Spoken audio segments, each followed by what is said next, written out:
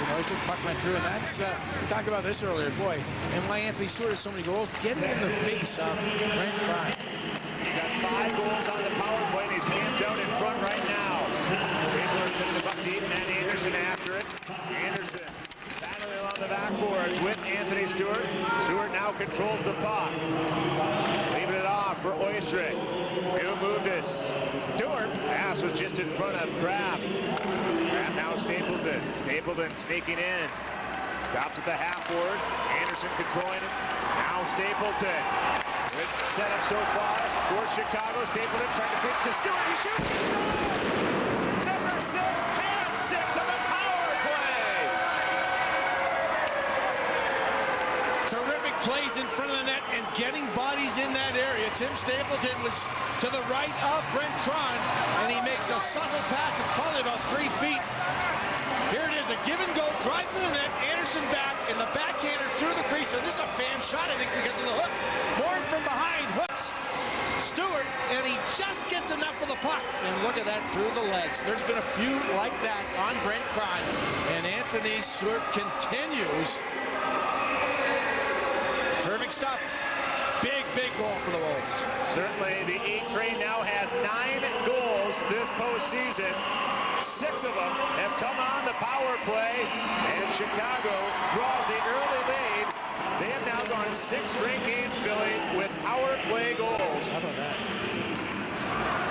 Brent Cron is not in the net right now. Matt Climby is in, and Cron is not on the bench. He is getting attended to. That's a Wolves team doctor there. That's a Pat Nagel there with the Wolves. Yeah, absolutely. I'm not sure what happened. I didn't see anything, to be honest with you. No. He is in trouble, though. That's not a good sign for the Stars. Matt Climby with terrific numbers this year, though.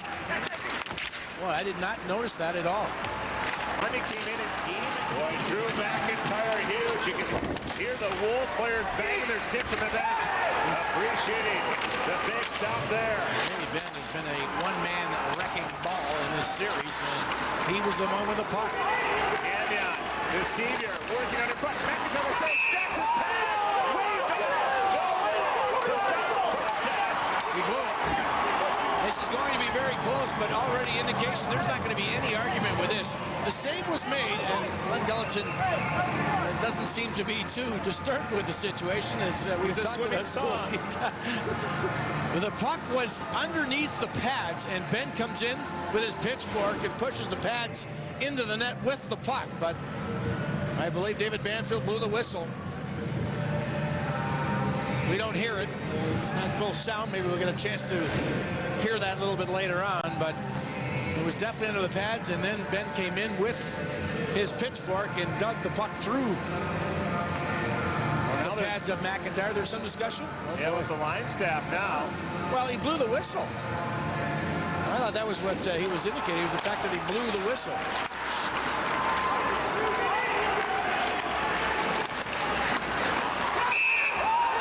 And the whistle does go. But maybe that's laying on the pad, and if you push him in, he can't do that. Like, the goalie's got it covered in his pads. Well, again, it's one of those situations where the referee does not see the puck, and even if he has his hand going up to his mouth and the puck goes in, he can say that he was going to blow the whistle and it would be a no goal, and I think that's what occurred. The puck seemed to squirt through and move out, as we saw in the replay, on the other side of McIntyre. And Chesky to watch it, backhanded in.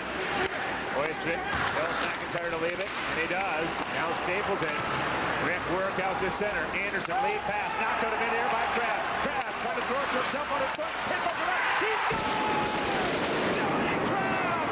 A mysterious Alaska goal if I've ever seen one. Oh my goodness. Follow the bouncing puck. What is that play? He lifts it up over everybody, and I'm sure everyone on the ice is a little bit startled with the maneuver. Here's Nathan Oyster.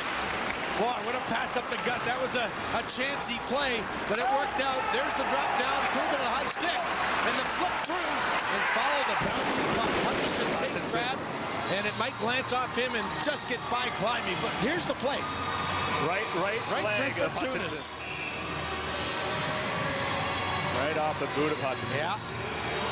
A But you never know when you get pucks to the net. What can happen? And a little flipper. 3-0 by the Rampage. 28.5 seconds to go. Cole to take the face-off against Gagnon. 6-on-5, it comes back to Hutchinson. They'll move it to Fortunas. Rister, broken out by Chelios out in front. Hutchinson will stab it back deep. Gagnon, side pass.